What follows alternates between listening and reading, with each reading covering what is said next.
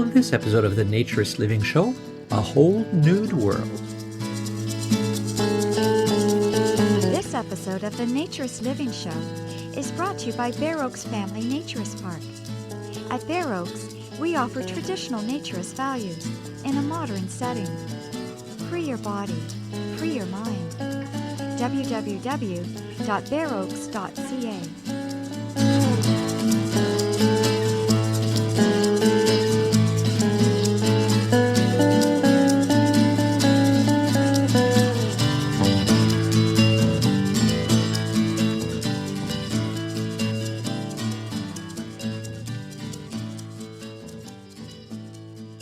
Welcome, dear listeners, to episode 150 of the Naturist Living Show. My name is Stéphane Deschênes. I'm your host for this, I guess, in a way, anniversary episode, 150. That's a special number that we should celebrate. You've been listening to me since 2008, if you've heard all of the episodes so far. So, and for episode 150, we're introducing a new type of show, a new kind of format. But before we do that, we should definitely thank all of our sponsors who keep the show going. Samantha? Absolutely, Stefan. And for episode 150, we have to thank all of our listeners, every single one of you. It is so amazing that you guys listen to every single one of our shows, all the comments, all the questions that come about, all the amazing stories. It's turned into a wonderful community, and I'm so happy to be a part of it. We truly appreciate every single one of you, and especially those listening that are supporting me on Patreon. Thank you for recognizing the time and effort that goes into producing this show. I don't have words to describe how much I appreciate all of you. And I want to especially thank a certain few people this month. So this episode is brought to you by Shell G, Mark, Greg B, Cindy, and Mario G. So thank you, and thank you all for your continued support, your donations. It is so incredibly motivating, and stay tuned for a lot more content coming up because we have been busy the last few months. We just haven't been able to finish any projects. So this is one of many to come in the very near future. Stay tuned. So one of the things that has happened since 2008, for sure, is that publishing has become a lot easier. It used to be that you need to convince a publisher to take you on, and authors would submit manuscript after manuscript to publisher after publisher in order to try to get their book read and then edited and published and distributed. And your success depended on that to a great deal. It wasn't whether you were a good author necessarily or not. Certainly, it made a difference whether you could write, because if you couldn't, no publisher would ever pick you. But as some of the famous authors, like Stephen King, when he published under another name, discovered, your name does matter. He published the Bowman books at one point in order to try to publish a different style. If you know Stephen King, you know it's all horror. The Bowman books are different. And until people realized who he was, the books wouldn't sell. The publishers, of course, knew who he was, so they took on the books. But the marketing and the selling didn't work. And he's not the only one who has tried that. So it certainly does help to be famous, to be published. But that doesn't mean there aren't great things out there that publishers turned away. They can only publish so many books. And now you can self-publish. And a lot of people have been doing that, because self-publishing, publishing on demand, or printing on demand of the books, and also ebooks, means that you didn't have to have a book that had an enormous audience, which is a good thing, because there are certainly, if you're in a niche area like naturism, perhaps there's books you can publish on naturism that no publisher would ever print because it was too expensive for the potential sales, at least in their opinion. The downside of this self-publishing possibility is that anybody can self-publish. And so until you read the book, you don't know whether it's any good or not. You don't know whether the person only thinks they know how to write, or maybe they are technically gifted, but their story is terrible. It's entirely possible. And so there's a number of naturist authors out there. We've interviewed some before. And the problem I had was, how do I know what's good and what's not? I see, the problem is I don't have time to read. I like to read, and actually I read a lot. But I spend most of my time now reading more technical things, books on philosophy, ideology, history of naturism, academic stuff, studies. Plus, of course, I'm quite busy. So I don't, between Bare Oaks, my other business, and at this point, the presidency of the International Naturist Federation, is a lot of work. Oh, and occasionally I do a podcast. So if it wasn't for Samantha, this podcast would have gone by the wayside. So a big thank you to her and to the sponsors who help us going. So not being able to read the book, the question is, how do I interview authors and how do I ensure that we give you recommendations or put you in directions that it's not a waste of your time? And so I came up with the idea of an independent book reviewer. So there's an individual who's remaining anonymous in order to stay objective, who has reviewed 2 books so far. And this allows me to interview the author without having to worry about whether I like the book or not, because I haven't read it. And in fact, I have not read the review, which I turn into an audio text. The text is read by a computer, so you can't even recognize the voice of the person who's doing the review. So I haven't read it. I don't know whether the book is any good or not. I'm interviewing the author strictly on his or her own merits, about the storytelling, about the work of writing it, about the reasons why they've done it, and where they're going with the books and what motivates them. So the very first one that we're doing here is Michael Douglas, and he wrote a book called A Whole Nude World. So let's go ahead and listen to our chat. Who is Michael Douglas, and why did you decide to write a book?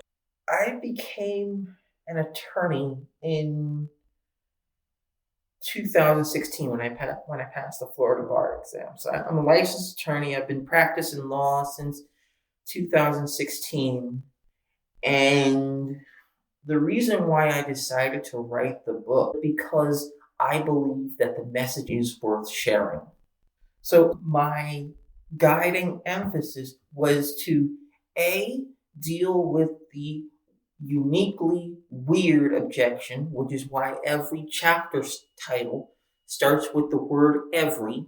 Every population has its parlance, every team has its tenets, and so on and so forth, because every single group on the planet has all of these same hallmarks. And that was my first goal. First goal was to A, get rid of this uniquely weird objection, overcome that one, and B, provide some sources so that all naturists would be able to go, here, this is why we believe like we do. Yes, of course we can cite our comfort level with not wearing clothing, which is great, but you can't describe your comfort level to another. You can, however, cite the sources for you have lower stress levels, which has been medically proven.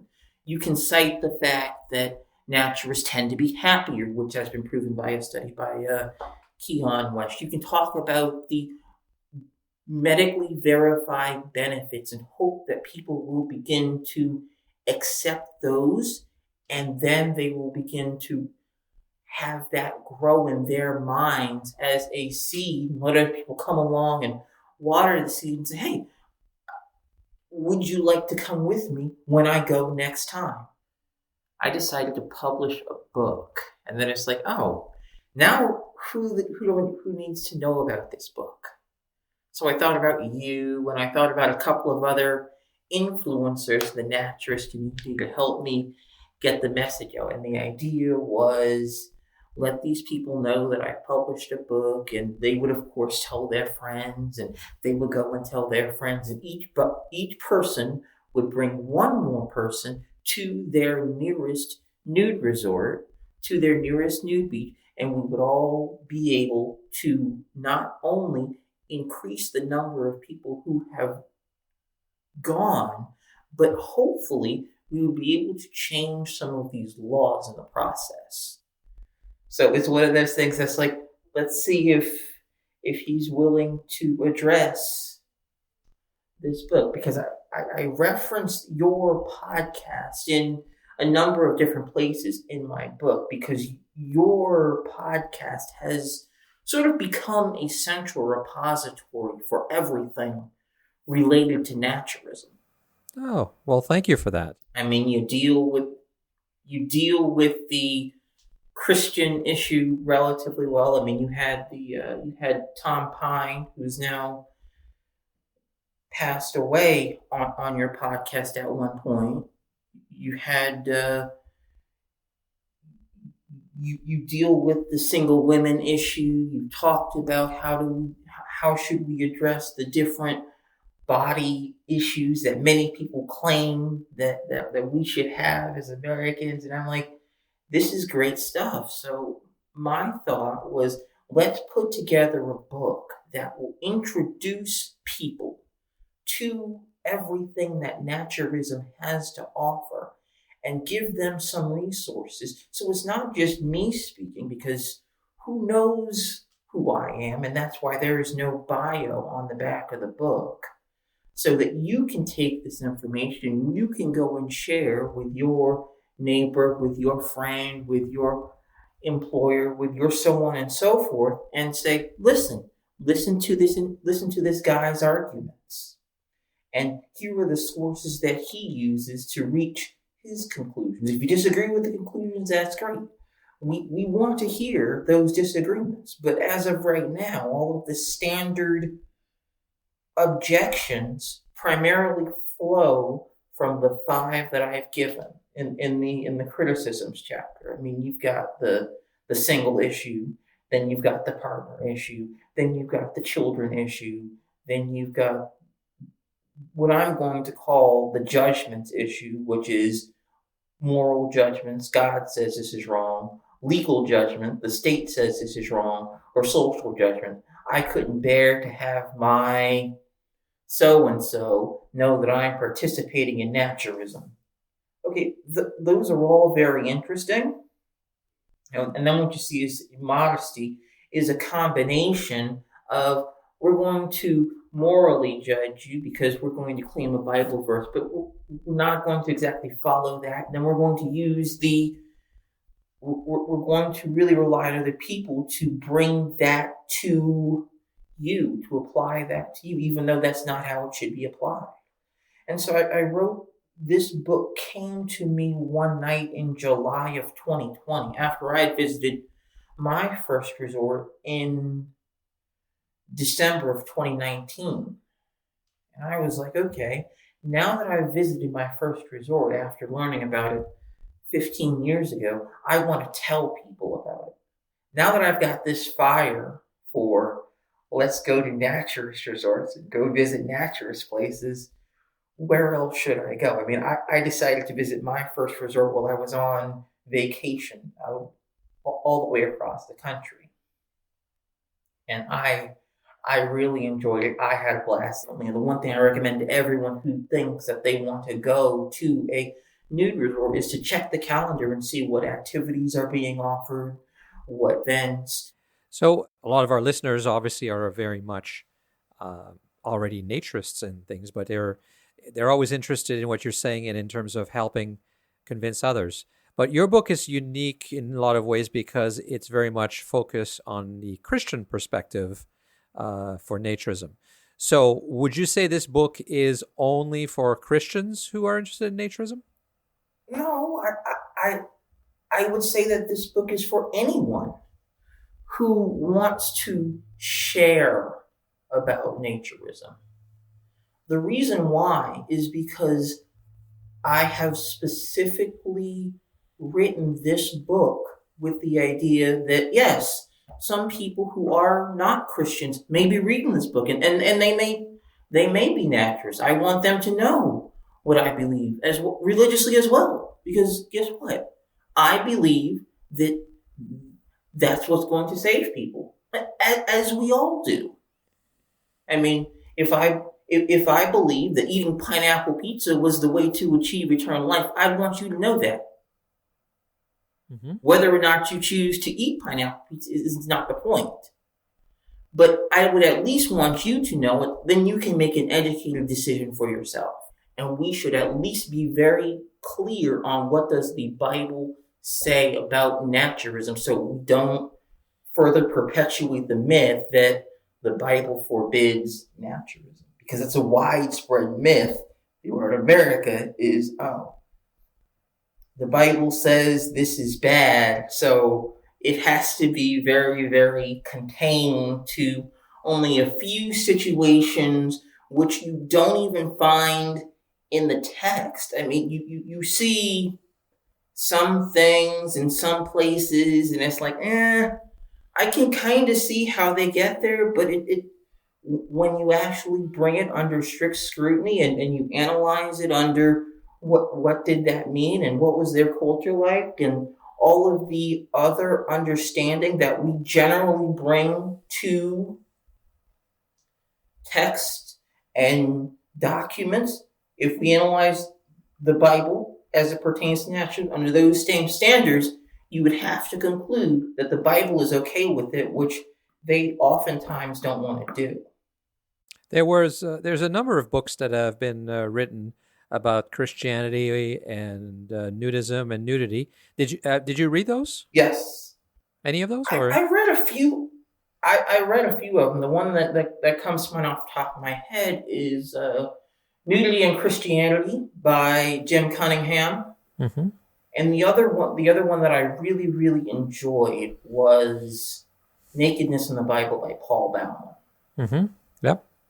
Because that book goes through a verse-by-verse analysis of every single time that the word nakedness, naked, nude, and other synonyms is found in the biblical text, and explains what that verse actually means in context, so that we're not left with a mass of confusion. Because what many people want to do is to say, oh, it's in there somewhere, mm-hmm. but not really give you enough guidance to say, well, this is exactly how we reach that point. It's very, very similar to laws in that sense. I mean, you have laws all the time prohibiting doing this behavior or that behavior or the other behavior, but okay, great. The law says do it. Okay. When you're a young child, that works well. A parent can say, do this because I say so. That works well if you're a young child. But when you get to teenager, when you get to adult, when you start having children of your own, it's like, well, where did that statement that we've been now doing for years actually come from? Did it come from a practicality reason? Is that a legal reason? Is that a moral reason? And our thinking has been very, very trapped as to, just do it this way because it's always been done this way. And the research has shown that no, it has not always been this way. We need to recognize that early in American history, it was very, very common for us to embrace nudity. So the people who have read the Cunningham or Bowman books, why should they read your book? What have you do? How is your book different than those other books? My book is different from those because it synthesizes a lot of different sources. And it synthesizes not just biblical sources, and I cite the Bible on everything from needing 2 witnesses to convict, to various biblical scriptures about not letting the fear of others be a snare, in addition to what does the Bible have to say about nudity. So the reason why my book should be on your list is because oftentimes people need to hear the message, but they're not necessarily open to a direct biblical application. And if you can get them in the door with, you can come with me, and they bring up to you, well, I agree with that, but I don't want to be around the children objection, or what about my partner, or I've got this lust issue, or I've got this modesty issue. And again, these things are issues for the textile community. I agree with that. But as we have recognized, these issues do not occur very often within naturism. I mean, yeah, of course there's going to be abuse of anything. And anything that we have been given, we can find a way to abuse it and misuse it.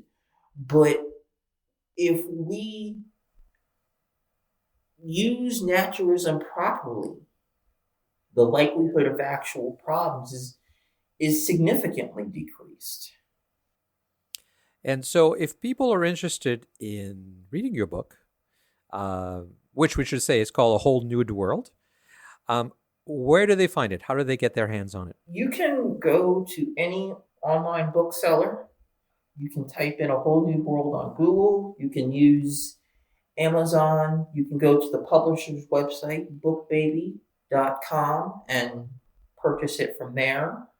And you will be surprised at how quickly it is to get through. And one of the things that I've done in my book is I left the reader with a number of questions at significant points. So to have the reader contemplate. So for example, I'm talking about history, and at the end I close with the question of, what is your personal naturist history? What was your first resort? Because at some point, someone may want to know, what is your most fun vacation? And you can tell them all about that time that you went to name of resort with X, Y, and Z friends, and you did X, Y, and Z activities without wearing anything. I also asked the question of what are the 2 or 3 verses that you get from the Bible to say that naturalism is wrong? What are those verses? Because oftentimes people will give you the same 5 set of verses to say, oh, this is a problem. And those verses don't actually say anything close to what they want, to what textiles want them to say. But that's what often happens when you start adding something, when you start cloaking the original text, and then you pull out little bits and pieces and you add something to it and you mix it up a little bit, and it's just like a game of telephone. You start with a good sentence and someone tells something and he misheard part of this. He's going to add something else in. He's going to add something else in, and that part's going to drop, and you end up with a whole new sentence at the end. It's like, no, the original sentence was this. This was the original sentence that we can all see that I've written on the blackboard. Instead of trying to play this telephone game, which is a fun game, but if you're trying to pass crucial information or maintain a biblical standard, that's not how you do it. That's why it's written down, so we can all know what the text says and all agree with what do the words say, even if we're still having doctrinal debates over what exactly does this text mean and how should it apply to our lives today. And now, the review of The Whole Nude World by our anonymous book reviewer and read by our computerized voice. A Whole Nude World. The introduction to nudism premise of A Whole Nude World by Michael Douglas is straightforward and familiar, especially if you have read other introductory nudist texts like How to Take Your Clothes Off by Matthew McDermott, or if you have spent much time in the nudist blogosphere reading First Time, Testimonials, and Coming Out Advice. As in those other examples, Douglas sets out to dispel myths about nudism as well as to inform the nudism-curious reader on what to expect when first trying nudism, and how to navigate difficult conversations, and perhaps conversions, with family members and loved ones. In the case of A Whole Nude World, however, Douglas is also very transparent that his book is written for an audience of inquisitive American Christians, which means the content of this particular introduction to nudism will also tackle spiritual and traditional objections to nudism commonly experienced within the Christian community. With this objective in mind, the author adequately addresses many of the age-old questions about nudism that you might expect from a secular nudist guidebook, such as how to introduce the subject to your spouse or family, what to expect on an initial visit, and what are normal hesitations to overcome when trying nudism for the first time. Unlike many of the other books before it, the author presents his advice through a Christian lens, considering questions and angles that a secular guidebook might not, especially when it comes to the teachings of the Church and the traditions and expectations of the Church community. In this respect, the author offers an original perspective not often seen in mainstream nudist discourse. The novel perspective of this book presents an opportunity to speak to a wide and multifaceted Christian readership. However, the author's voice when discussing interpersonal and social issues ends up speaking to a further reduced audience. Little attention is afforded to the diversity of beliefs, values, and political leanings found within the American Christian community. Instead, the assumption is made that the reader holds a conservative ideology which, while undoubtedly true for many Christians, means that the text occasionally reinforces constrictive social expectations rather than breaking them down in the same way that it does for restrictive misinterpretations of biblical text. The author also occasionally wades into uncomfortable territory with already dated commentary on COVID-19, as if anyone wants to be reminded of how polarized the world became during the pandemic. This is not to say that the overall advice is unhelpful, only that the author missed an opportunity to address the full breadth of the Christian community. These criticisms aside, the most impressive aspect of this book is its handling of biblical debate. The author's passion truly shines through whenever an opportunity to wedge in scriptural and historical context arises. At various points throughout the book, the author presents biblical passages and references that are commonly used within the Christian community to justify a rejection of social nudity, effortlessly debunking them, and providing counter-arguments based on a deeper understanding of biblical interpretations and historical insights. In this way, the author effectively makes the case that the Bible does not teach that nudity equals sin. Experiencing these biblical texts through the author's eyes paints a very different picture of early Christianity than one might hear about from the pulpit, and exposes the ways that the scripture has been misrepresented. It felt genuinely refreshing and even liberating to read an educated and thoughtful biblical perspective around social nudity. During these moments, I found myself wishing the entire book was scriptural analysis and relishing in the author's assertion that we should challenge stigmas and traditions that are not based in truth. Frankly, I want more. While the writing style may come off repetitive and rough around the edges at times, there's a charm and quirk to Michael Douglas' A Whole Nude World that can be appreciated if you look for it. And what is the nudist community if not charming and quirky? All around, it may not be the book for everyone, but it is a book for some. For the Christian reader, check it out. I think you will appreciate the relatable scenarios, the scriptural references, and the connections drawn between faith and nudism. You will find value in much of the advice that this book has to offer, especially as you navigate discussions about nudism with members of your family, neighborhood, or congregation.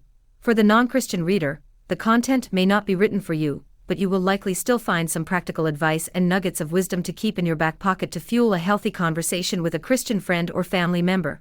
So that'll be all for this episode of the Naturist Living Show. I hope you enjoyed it. I hope you found this new format interesting. Thank you, as always, for listening. My name is Stéphane Deschênes, and I'm your host for this podcast and the owner of Bear Oaks Family Naturist Park. I make the show with a lot of help from Samantha, who makes the tasks of all the editing and keeping things organized and keeping me motivated so much easier. She does all the time-consuming editing, and she's always on top of me to make sure that I'm doing the right thing. The Naturist Living Show theme is The Day We Met by Mark Hodges. And you can support us on Patreon, patreon.com/naturistlivingshow. One word. None of the money comes to me. Remember that. This is all to support the show, keep the show going. I am not taking a salary. I am already being paid by my other business. So this is all if you want to keep the show going and if you want to support Samantha, who is doing a lot of work and needs to be paid for the work that she does. Please keep sending also your comments and your suggestion. We really appreciate getting them. The show's email address is contact@naturistlivingshow.com, one word. And you can find links to all the things we talked about, how to buy the book, in the show notes on the website at also naturistlivingshow, one word.com. I hope you enjoy the show and that you'll join us again for the next episode of the Naturist Living Show. This episode of the Naturist Living Show was brought to you by Bare Oaks Family Naturist Park. Traditional naturist values in a modern setting. Traditional values means that naturism is more than just taking your clothes off. It is a life philosophy with physical, psychological, environmental, social, and moral benefits. Bare Oaks Family Naturist Park strives to promote those naturist values in a modern setting that provides the amenities and services that our members and visitors expect. Free your body, free your mind. Learn more at www.bareoaks.ca.